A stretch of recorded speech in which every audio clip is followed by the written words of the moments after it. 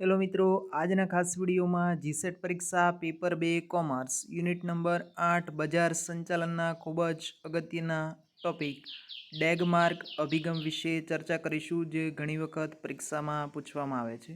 GSET પરીક્ષા general paper 1 અને paper 2 કોમર્સની અહીં દર્શાવેલ સંપૂર્ણ પીડીએફ મેળવવા માટેની લિંક ડિસ્ક્રિપ્શનમાં આપેલી છે, જ્યાં ડેમો અને સંપૂર્ણ પીડીએફ મળી જશે।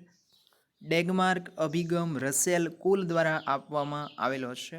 ડેગમાર્કની અંદર ડી એટલે ડિફાઇન કરવું અથવા સ્પષ્ટતા કરવી, એ એટલે આ ડેગમાર્કનો અર્થ પણ ઘણી વખત પરીક્ષામાં પૂછવામાં આવે છે। એ એટલે એડવર્ટાઇઝિંગ એટલે કે જાહેરાત, જી એટલે ગોલ અથવા હેતુ, એમ એટલે મેજરમેન્ટ અથવા માપન, જેમાં એ એડવર્ટાઇઝિંગ એટલે જાહેરાત અને રિઝલ્ટ એટલે માહિતી સંચાર થાય છે। આર એટલે શું થાય છે? માહિતી સંચાર। આ અભિગમ મુજબ જાહેરાત સ્પષ્ટ, માપી શકાય તેવી અને માહિતી સંચાર વડે થાય તે બાબત પર ધ્યાન કેન્દ્રિત કરે છે, કારણ કે ઉપયોગી માહિતી કેટલાક અંશે યોગ્ય વ્યક્તિને યોગ્ય સમયે અને યોગ્ય ખર્ચે પહોંચાડી શકાય તો જ જાહેરાત સફળ બને છે।